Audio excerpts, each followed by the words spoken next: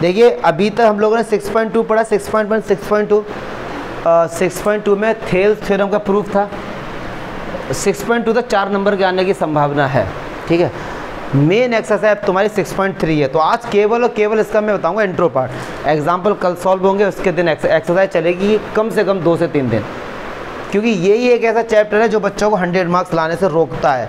NCERT के फिर भी सिंपल लगेंगे आपको, एक्स्ट्रा क्वेश्चन जब करेंगे और टफ लगेंगे। तो आज चलिए 9th क्लास में सीखा था कि 2 ट्रायंगल को कॉन्ग्रुएंट कैसे दिखाते हैं, सीखा था अच्छे से। कॉन्ग्रुएंसी का मीनिंग भी हमको बताया कि same shape and same size. यहाँ पर अब 2 ट्रायंगल को सिमिलर कैसे दिखाते हैं वो सीखेंगे। और उससे पहले जान लो सर सिमिलर होता क्या है, सिमिलर का मीनिंग क्या होता है, ठीक है। तो यहाँ पर हम लोग पढ़ेंगे कि 2 ट्रायंगल को सिमिलर कैसे दिखाया जा सकता है। वैसे सिमिलर आप 2 क्वाड्रिलेटरल को भी दिखा सकते हैं, पेंटागन को भी दिखा सकते हैं, हेक्सागन को भी दिखा सकते हैं, बट क्लास 10th में केवल पढ़ेंगे कि 2 ट्रायंगल को सिमिलर कैसे दिखाते हैं। और एंड में लगभग 25-30 मिनट बाद एक क्वेश्चन आपसे पूछा जाएगा, उसका आप लोग कल आंसर देंगे, जो देगा उसके 1 महीने की फ़ीस माफ़ हो जाएगी, पहले से बता रहा हूँ ये है। चलो अच्छा, तो 2 ट्रायंगल सिमिलर हैं, तो सिमिलर का मीनिंग समझो। यहाँ पर क्या है सिमिलर का मीनिंग, यहाँ पर है सेम शेप, साइज की यहाँ पे कोई भी बात नहीं हुई है। शेप का मतलब होता है उनका फिगर कैसा है, फिगर, ठीक है ना। स्ट्रक्चर क्या है उनका, स्ट्रक्चर।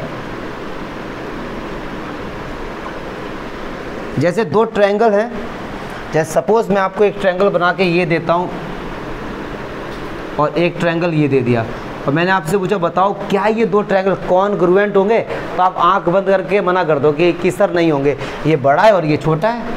कॉन्ग्रुएंट मीन्स क्या होता है, देखने में भी एक जैसे, साइज भी उनका क्या होना चाहिए, सेम होना चाहिए। साइज मतलब डायमेंशन, लेंथ, ब्रेथ, हाइट, ये सब सेम होना चाहिए उनका। अब यहाँ पर तो देखकर ही पता लग रहा है यार ये साइड कितनी बड़ी, ये छोटी है, तो कॉन्ग्रुएंट होंगे नहीं। अब सिमिलर चेक करेंगे कि सिमिलर है या फिर नहीं है। तो उससे पहले सर हमें ये तो बता दो सिमिलर होता क्या है, सिमिलर मीन्स क्या होता है। तो अब जान लो, सारे बच्चे अच्छे से समझेंगे, इसमें बाकायदा जो रूल्स हैं उसको भी समझेंगे। एक ट्रायंगल हमारे पास ये है और एक ट्रायंगल हमारे पास ये है। एक्सपेरिमेंट हुए, ये देखो, ये मैथ्स में या साइंस में हम लोग जो भी कुछ पढ़ रहे हैं ये सब एक एक्सपेरिमेंट लोगों ने किए, बड़े इंटरेस्टिंग थे, फिर लगा कि हाँ बच्चों को बताना चाहिए, फिर धीरे धीरे ये सब सिलेबस में आ गए। ऐसे ही क्या, एक ट्रायंगल हमारे पास ये है ABC, ठीक है।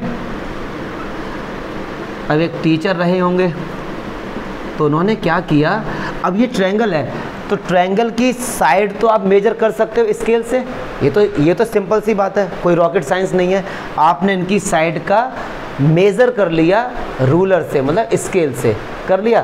फिर लोगों ने एक्सपेरिमेंट की, क्या, इनकी साइड को आपस में डिवाइड किया, इनकी साइड को आपस में डिवाइड किया। मैं बता रहा हूँ, जैसे उन्होंने मान लो इसको 2 लिया और इसको 3 लिया, इसको 4 लिया, ठीक है सर। ये 4 है, ये 6 है, और ये इस तरीके का उन्होंने ट्रायंगल ले लिया, कोई दिक्कत इसमें, ठीक। अब उन्होंने क्या किया, एक्सपेरिमेंट चल रहा था तो उन्होंने डिवाइड किया, उन्होंने AB साइड का डिवाइड किया PQ से, तो आंसर कितना है 2/4, तो आंसर कितना आया 1/2। फिर उन्होंने एक साइड लिया BC और उसका डिवाइड किया QR से, तो आंसर कितना आया 1/2। फिर AC का डिवाइड किया PR से, तो आंसर कितना आया। अब दिमाग में ये मत लाना कि सर आपने AB का डिवाइड QR से क्यों नहीं किया, कर सकते हो, यहाँ तो एक्सपेरिमेंट चल रहा है ना, तो उन्होंने हर साइड का डिवाइड आपस में एक दूसरे से किया। जब तीनों साइड का डिवाइड जब बराबर आया, क्या आया, बराबर आया, क्या बात समझ आ रही है, साइड्स का रेशियो किया, रेशियो करने के बाद उन्होंने देखा कि यार ये तो सब बराबर आ रहा है, ठीक है। फिर उन्होंने उन दोनों ट्रायंगल के बारे में स्टडी की और स्टडी करके ये पता लगाया कि जिन ट्रायंगल के साइड के रेशियो बराबर आते हैं उनके करस्पॉन्डिंग एंगल्स भी बराबर होते हैं। मतलब एंगल A किसके बराबर होगा, P के, और एंगल B बराबर होगा Q के, और C बराबर किसके होगा। ये एक्सपेरिमेंट किया उन्होंने। फिर से समझो, दो ट्रायंगल लिए, ऐसे ही बना लिए उन्होंने, कई सारे बनाए होंगे, दो का तो मैं एग्जांपल दे रहा हूँ। उनकी साइड को उन्होंने मेज़र किया स्केल से, फिर एक्सपेरिमेंट चल रहा था, आपस में डिवाइड किया, और जब देखा कि डिवाइड बराबर आ रहे हैं तो उन दोनों ट्रायंगल को अलग ले लिया, जिन दो ट्रायंगल के आपस में डिवाइड बराबर आ रहे थे। फिर उनके एंगल को मेज़र किया तो देखा यार इनके तो एंगल बराबर आ रहे हैं, सब इनके एंगल बराबर आ रहे हैं। फिर एक इसका 22 वर्सा, एक इसका 22 वर्सा मीन्स होता है उल्टा, रेसिप्रोकल। मतलब अब उन्होंने क्या किया कि ऐसे दो ट्रायंगल लिए, दो ऐसे ट्रायंगल लिए जिनके करस्पॉन्डिंग एंगल्स बराबर थे। मतलब ये 70 है, ये 70 ले लिया उन्होंने, ये 60 ले लिया तो ये भी 60 ले लिया, और ये 50 ले लिया तो ये भी 50 ले लिया। ऐसे उन्होंने एक्सपेरिमेंट के तौर पे ऐसे दो ट्रायंगल लिए। क्लियर है? और एनसीईआरटी बुक में देखेंगे एक्सरसाइज 6.3 का जो इंट्रो पार्ट है एनसीईआरटी में, वहाँ पे ये सब एक्टिविटीज़ हैं। वो कहते हैं बच्चों को, एम्फेसाइज करते हैं यार तुम लोग जाके परफॉर्म करो, बट तुम करोगे नहीं। तो मैं यहाँ आपको बताता हूँ, जब दो ट्रायंगल उन्होंने ऐसे लिए जिनके एंगल्स आपस में क्या हैं, बराबर हैं, ले लिए, आप घर पे जाना ऐसे दो, एक बड़ा एक छोटा ऐसा ट्रायंगल बनाना और उनको सीजर से काट के अलग कर लेना पेपर में, ठीक है। फिर उनकी लेंथ को मेज़र करना, कर सकते हो, और उनका आपस में डिवाइड करोगे ना तो बराबर आएंगे, उनका रेशियो आपस में क्या आएगा, बराबर आएगा। तो अल्टीमेटली मीनिंग क्या है, सिमिलर का मीनिंग क्या है? अगर आपसे बोला गया एक ट्रायंगल है ABC और वो सिमिलर है, ये सिमिलर का साइन होता है ट्रायंगल PQR के। मतलब ऐसे दो ट्रायंगल जिनके करस्पॉन्डिंग एंगल्स बराबर होते हैं और जिनके साइड का रेशियो इक्वल आता है, उनको बोला गया सिमिलर ट्रायंगल। अच्छा, अब ऐसे ट्रायंगल जिनके करस्पॉन्डिंग एंगल्स बराबर होते हैं और करस्पॉन्डिंग साइड भी बराबर होती है, उसको बोला गया कॉन्ग्रुएंट ट्रायंगल। दोनों में बस थोड़ा सा अंतर है, वहाँ पर करस्पॉन्डिंग साइड्स क्या होती हैं, बराबर होती हैं, यहाँ करस्पॉन्डिंग साइड का रेशियो बराबर होता है, मतलब डिवाइड करके जो आंसर आता है वो बराबर होता है। तो समझ गए सिमिलर ट्रायंगल क्या हुआ?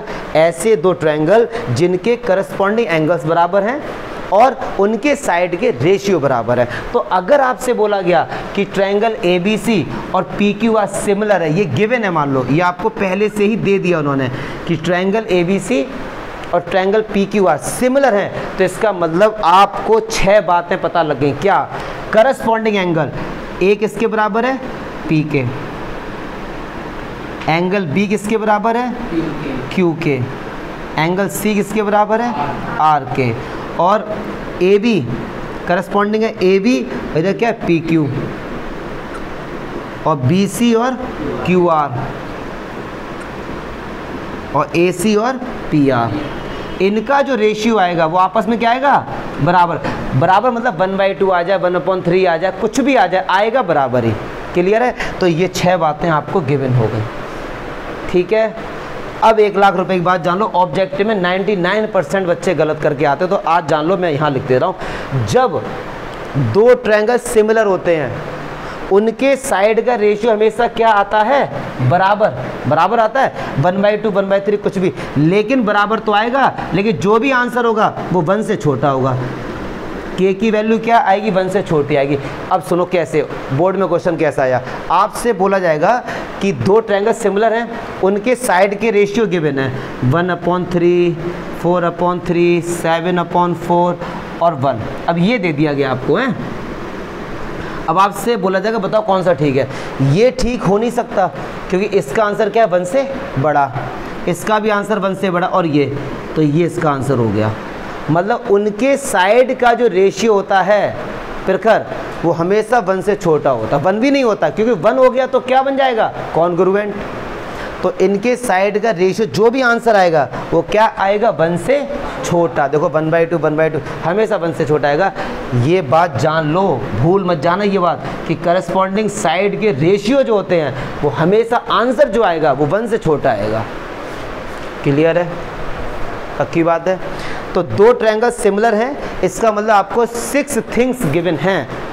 पक्की बात है। तो क्या, करस्पॉन्डिंग एंगल्स। अच्छा, जब मैं बोलता हूँ करस्पॉन्डिंग, मीनिंग समझते हैं ना, करस्पॉन्डिंग का मीनिंग ये मत समझना कि A Q के बराबर हो जाएगा या C P, ऐसा नहीं है। करस्पॉन्डिंग मीन्स होता है उसके करस्पॉन्डेंट, उसके संगत, उसके साथ। तो इधर पहले पे A है तो इधर पहले P होगा। और एक चीज़ जान लो, ट्रायंगल ABC सिमिलर है PQR के, तो इसको ऐसे मत लिख देना कि ABC सिमिलर PRQ। अब ये मत कहना कि सर PQR है या PRQ है, नाम तो एक ही है, ऐसे नहीं लिख सकते, ये गलत हो गया। पूछो क्यों? हमारा B किसके इक्वल था, अब यहाँ B किसके इक्वल हो गया, ऐसा थोड़ी ना होगा यार। तो ये तो हम लोगों ने कॉन्ग्रुएंसी में ये बात पढ़ी थी। जो सीक्वेंस है उसमें आप छेड़खानी नहीं कर सकते। अगर ABC, क्योंकि क्या होता है ना, एक बच्चे ने इस ट्रायंगल का नाम रीड किया ABC, एक बच्चे ने किया BAC, एक बच्चे ने किया CAB, तीनों ही ठीक हैं, रीड कर सकते हो। लेकिन जब यहाँ पर लिखोगे अगर ABC PQR के सिमिलर है, फिर ABC किसी और के सिमिलर नहीं होगा। क्या समझा? क्लियर है? तो दो ट्रायंगल सिमिलर हैं तो 6 बातें गिवन है। और एक चीज़ जान लो, अगर आपको ऐसे दो ट्रायंगल गिवन हैं जिनके करस्पॉन्डिंग एंगल बराबर हैं, तो ऑटोमेटिक समझ जाना कि उनके साइड का रेशियो आपस में क्या होगा, इक्वल। अब उल्टा करो, अगर साइड के रेशियो बराबर हैं तो करस्पॉन्डिंग एंगल आपस में क्या होंगे, बराबर। क्लियर है? सिमिलर का मीनिंग बस यही होता है, करस्पॉन्डिंग एंगल्स बराबर होते हैं और करस्पॉन्डिंग साइड का रेशियो इक्वल होता है। क्या समझा? कम से कम आज तुम लोग इंट्रो पार्ट में 8 नंबर का पढ़ के जा रहे हो, क्योंकि यही इसी पर ही क्वेश्चंस आते हैं। 1 नंबर का तो ये ऑब्जेक्टिव है जो 99% बच्चे गलत करते हैं। पहले तो ये जानो साइड का रेशियो 1 से छोटा हो। क्या समझ पा रहे हो ना? 1 से छोटा का मीनिंग क्या है यहाँ पे ना? कभी आंसर उनका 1 से बड़ा नहीं आएगा, जैसे 4/3 नहीं आएगा, क्योंकि वो बड़ा हो जाता है 1 से। क्लियर है जी? अब जैसे दो ट्रायंगल कॉन्ग्रुएंट थे तो उसकी 5 कंडीशन थी, अगर आपको याद आ रही हो। क्या? S S S S A S, angle side angle, angle angle side, और कायदे में देखा जाए बाद में स्टडी करने के बाद पता लगा कि ये तो सेम होते हैं, पर फिर इनको 5 बोल दिया जाता है। ऐसे ही दो ट्रायंगल को जब सिमिलर हम लोग दिखाते हैं तो उनकी भी कुछ कंडीशंस होती होंगी, तो अब हम लोग उस कंडीशन के बारे में पढ़ने जा रहे हैं। चलो इसे हटाओ यार।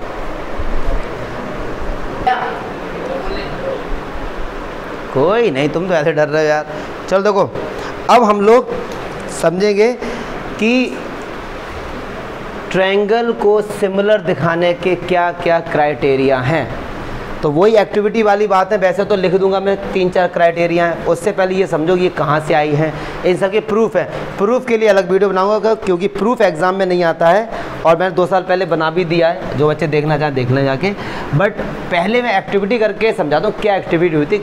अगर टाइम हो, अगर तुम लोगों को फुर्सत मिल जाए अपने व्यवहारिक जीवन से, तो इस एक्टिविटी को तो कर ही लेना। एक को तो कम से कम कर लेना है। 4 एक्टिविटीज़ हैं, एक को जरूर कर लेना। तो क्या हुआ, 2 लाइन आपने ड्रॉ की, एक लाइन ए बी ड्रॉ की आपने, और एक लाइन आपने इधर कर देता हूँ, चलो CD। कोई भी लेंथ ले लो, कोई ऐसी कंडीशन नहीं है कि length must be equal, it depends on you, कुछ भी आप ले लो, ठीक है।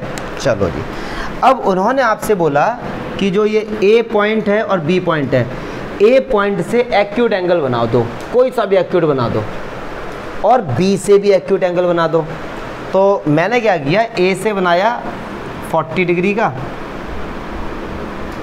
और या इधर से मैंने बना दिया 60 डिग्री का। क्लियर है जी? यही एंगल मैंने यहाँ से बनाए C और D से। C से भी मैंने बना दिया 40 का, और D से मैंने बना दिया 60 का। ऐसा कर सकते हैं ना, क्योंकि एक्टिविटी चल रही है। तो इसने इसको कट किया, इस पॉइंट का नाम मैंने C दे दिया, और इधर कट किया, इस नाम का मैंने ट्रायंगल बन जाएगा, ट्रायंगल बन जाएगा। और मैं उम्मीद करता हूँ स्केल तो आपके पास होगी, तो आप स्केल से ये तीनों लेंथ मेज़र कर लेंगे, ठीक है। और इधर भी आप तीनों लेंथ मेज़र कर लेंगे, ठीक है सर। और जब आप ये तीनों लेंथ मेज़र कर लेंगे तो इनके साइड के रेशियो भी आप निकाल लेंगे। क्लियर है? जब लोगों ने एक्सपेरिमेंट किया और उन्होंने देखा कि भाई साहब इनके साइड के रेशियो तो बराबर आ रहे हैं। 2 एक्यूट एंगल आप बनाओ, ऐसा नहीं 40-60 कुछ भी ले लो, 30-70 ले लो, एक्यूट होने चाहिए। हाँ इन दोनों के सेम होने चाहिए भाई, कंडीशन ये है, इन दोनों के सेम। ऐसा नहीं है इधर 40 इधर 60 इधर 20 और कुछ बना देना, ऐसे नहीं, दोनों के एंगल सेम होने चाहिए।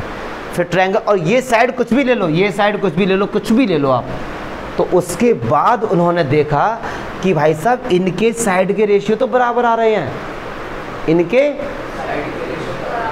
और एक बात ये सुनो, जब ये 40 है ये 60 है, ये 40 है ये 60 है, पक्की बात ये 80 होगा तो ये भी तो 80 होगा, यस और नो।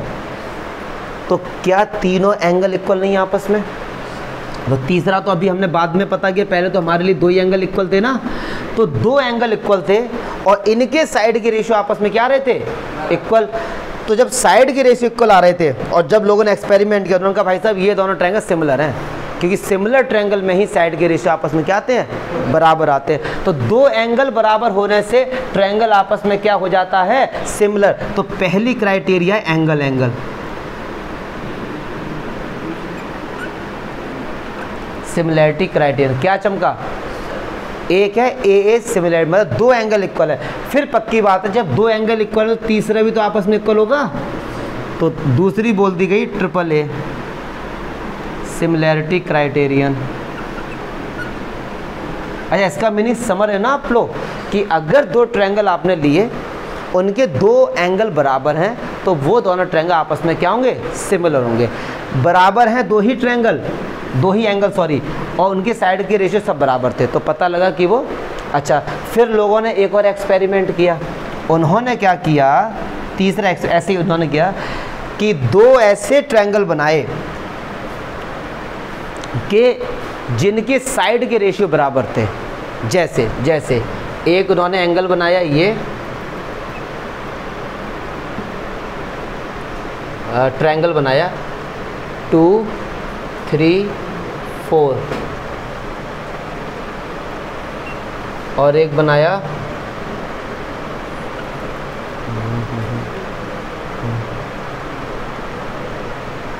ये उन्होंने भाई साहब 2 ऐसे ट्रायंगल बनाए कि जिनके साइड के रेशियो आपस में इक्वल थे। ऐसे मैंने पहले से खुद बना लिए, ठीक है, ऐसे मैंने खुद बनाए, खुद से एक्सपेरिमेंट चल रहा ना, कुछ भी ले सकते हैं, हमने ये लिए। तो इनके साइड के रेशियो आपस में इक्वल है, मैंने बोला कि साइड के रेशियो आपस में इक्वल है। अब यहीं पे मैं आपको एक बात बताने जा रहा हूँ, समझना। जब कभी आपसे बोला जाता है कि इनके साइड के रेशियो इक्वल है, करस्पॉन्डिंग साइड, तो ऐसा बहुत से बच्चे समझते हैं और गलती करके आते हैं क्या, कि इस साइड का रेशियो इसके बराबर, इस साइड का रेशियो इसके बराबर, इस साइड का रेशियो इसके बराबर, ऐसे ही बच्चे समझते हैं। 99.99 बच्चों को दिमाग में ये माइंड सेट हो चुका है कि साइड का रेशियो इक्वल, देखने में ये साइड और ये साइड, ऐसा कुछ नहीं है। सिमिलर ट्रायंगल में किसी भी साइड का आपस में डिवाइड करो, किसी भी साइड का, तो अगर हमने बराबर दिखाना है तो ए बी का डिवाइड हमने किया ई एफ के साथ, किसके साथ किया, ई एफ के साथ, और बी सी का डिवाइड किया हमने डी एफ के साथ, और ए सी का डिवाइड किया हमने डी ई के साथ। तो हर केस में आंसर 1/2 आ रहा है। देखो A B 2, E F 4, 1/2, B C 4 और डी एफ 8, 1/2 आ रहा है ना।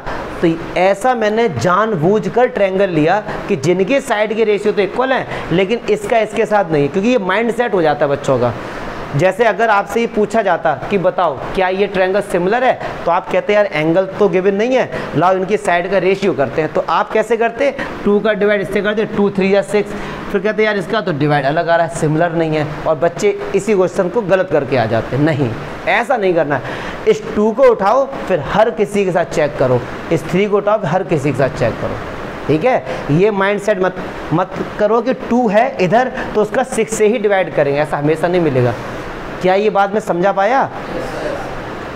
क्योंकि 99% बच्चे करते हैं ऐसा कि 2 का 6 के साथ, 3 का 8 के साथ, 4 का 4 के साथ, कह देंगे डिवाइड बराबर नहीं है तो ये ट्रायंगल सिमिलर नहीं है। ऐसा नहीं है, पूरे में चेक करना पड़ेगा। तो इनके साइड के रेशियो आपस में क्या है, इक्वल।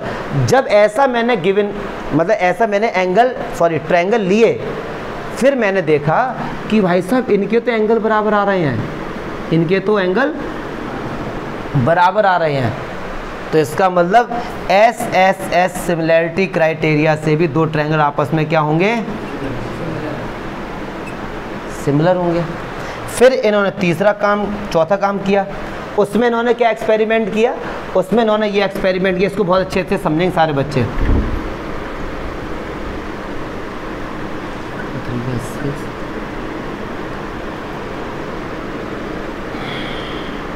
मैंने ऐसे दो ट्रायंगल लिए कि जिनके दो साइड के रेशियो आपस में इक्वल है, केवल कितने के, 2 के, 2 का 6 के साथ और 3 का 9 के साथ, 2 3 जा 6, 3 3 जा 9, बराबर आ रहा रेशियो 1/3 1/3, यस और नो, बराबर आ रहा ना भैया। अच्छा, और इन्हीं दो साइड के बीच में एंगल आ रहा है, इन्हीं दो साइड के बीच में एंगल आ रहा है। अब मैं दो बातें बताने जा रहा हूं यहां पे। क्या दो साइड के रेशियो गिवन आ रहे हैं, गिवन है, ऐसा मैंने खुद से लिया है, और उन्हीं दोनों साइड के बीच में मैंने क्या लिया, एंगल लिया। कर सकते हैं ऐसा, तो क्यों, एक्सपेरिमेंट चल रहा है, ये दो साइड के रेशियो आपस में और इन्हीं के बीच का एंगल बराबर, ऐसा मैंने ट्रायंगल बना दिए। और फिर ट्रायंगल बनाने के बाद एक्सपेरिमेंट में देखा गया कि ये एंगल इसके बराबर, ये एंगल इसके बराबर, और इन साइड का रेशियो भी 1/3 आ रहा था। तो इसका मतलब SAS से भी दो ट्रायंगल आपस में क्या होते हैं,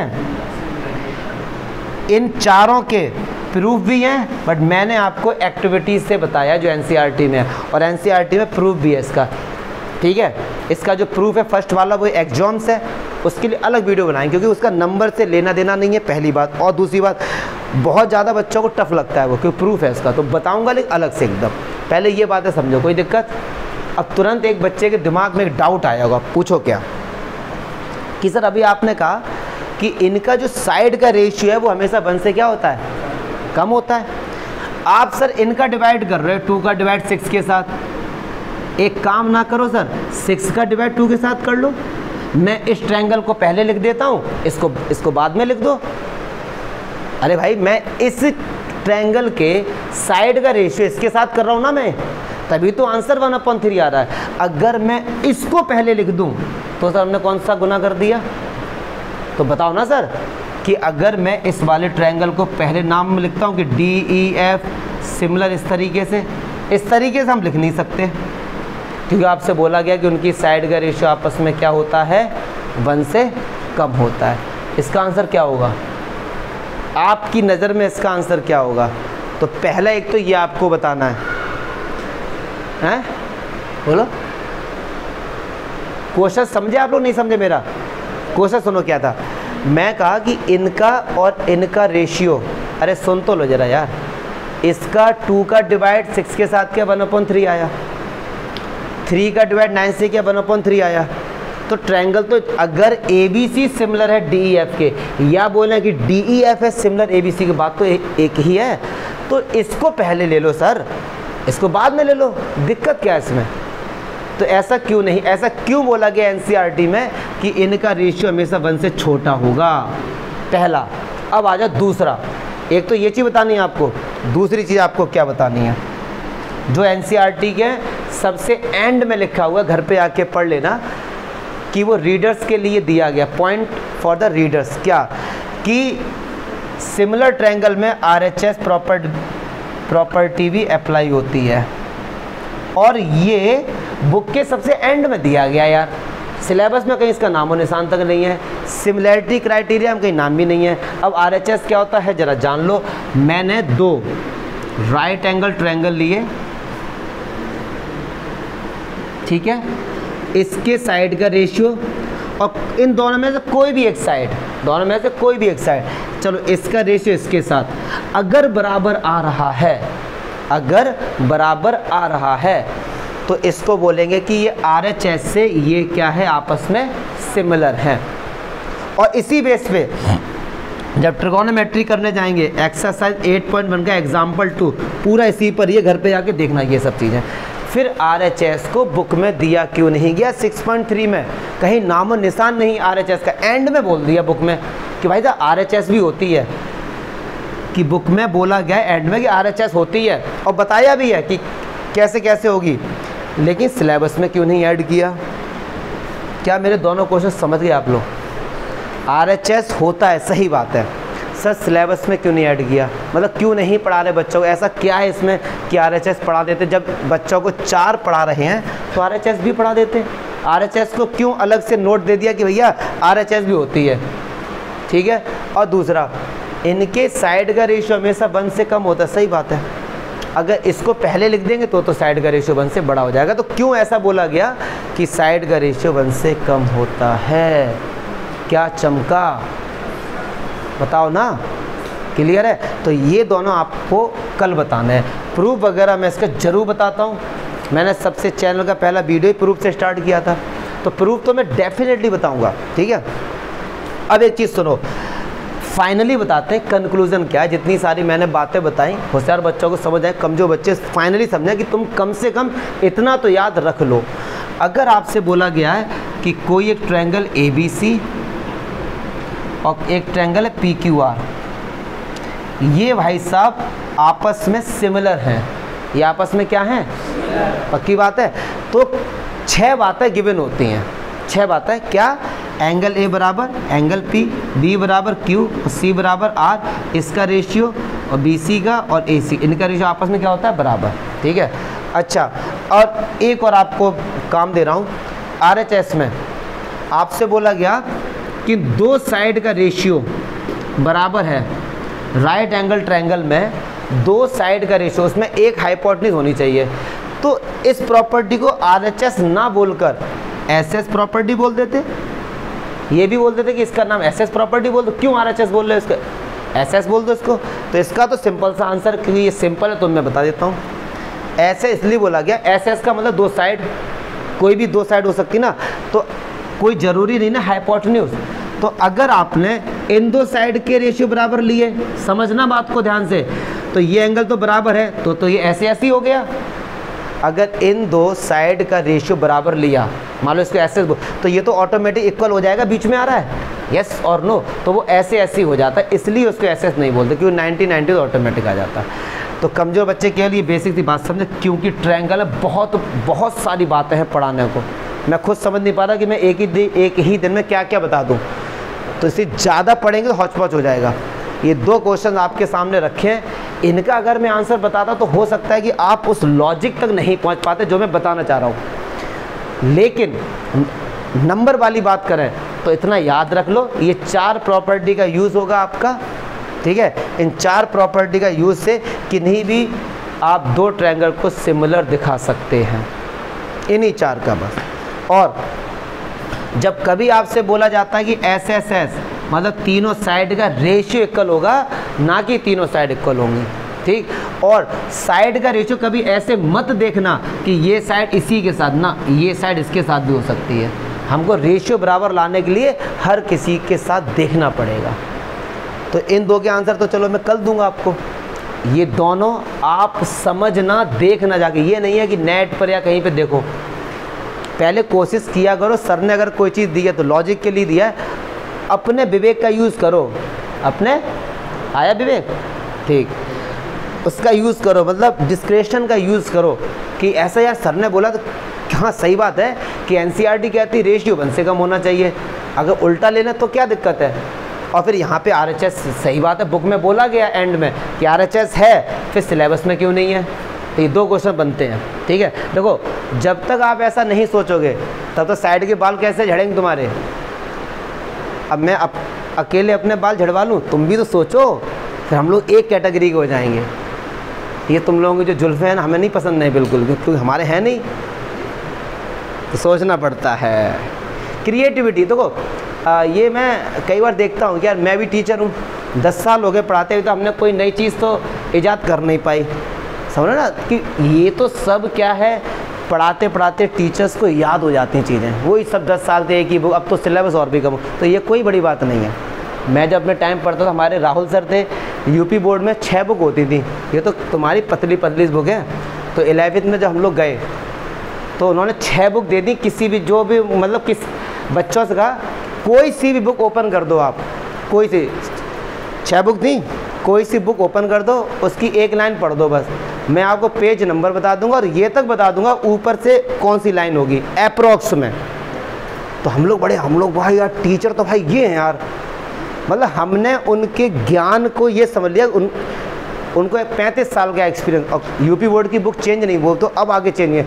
35 साल से अगर आप एक ही चीज़ पढ़ा रहे हो तो ऑटोमेटिक याद हो जाती है ना। तो ये कोई बहादुरी नहीं है कि मैं आपसे कहूँ कि इस बुक में से कुछ भी पढ़ लो, आरडी में से कुछ भी पढ़ लो, तुम यार ये सर को बड़ा ज्ञान। नहीं, मैं सोचता हूँ कि हमने नया क्या दिया, हमने मैथ्स में कौन सा अपना एक महत्व दिया, क्या मैथ्स में कोई नई चीज़ कर दी कि बच्चे उसे अब पढ़ रहे हैं कि दिस मेथड भैया हमारे सर ने बताया था। तो इसके लिए जब तक आप सोचोगे नहीं तब तक कर नहीं पाओगे। तो ये 2 चीज़ें हैं, कोशिश करता हूँ आप लोग भी वहाँ तक जाया करो, सोचा करो कि हाँ यार ये चीज़ ठीक है। नंबर तो तुम्हारे ऑटोमेटिक आ जाएंगे, नंबर के पीछे भागोगे तो नहीं, नॉलेज के पीछे भागो, नंबर तुम्हारे ऑटोमेटिक आ जाएंगे, ठीक है।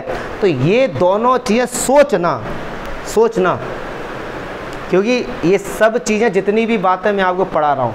अच्छा, थेल्स थ्योरम मैंने बताया था कितने साल पहले प्रूव हो गया था, बताओ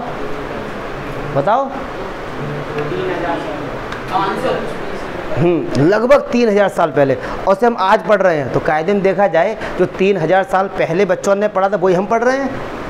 नया क्या हो गया ऐसा कुछ? वो थेल्स ने बता, हम लोगों ने कुछ अभी तक अपना किया ही नहीं है, तो तब तक हम यही पढ़ेंगे। खैर ये बेसिक चीज़ें हैं, बट आप लोग इसी पे ध्यान दो, ये बहुत इंपॉर्टेंट बातें हैं, इनको पढ़ के जरूर आना, इसको देखना क्या सही बात है एनसीईआरटी में क्यों दिया ही है, ठीक है। चलो, और तो कुछ ज़्यादा है नहीं बताने को आज।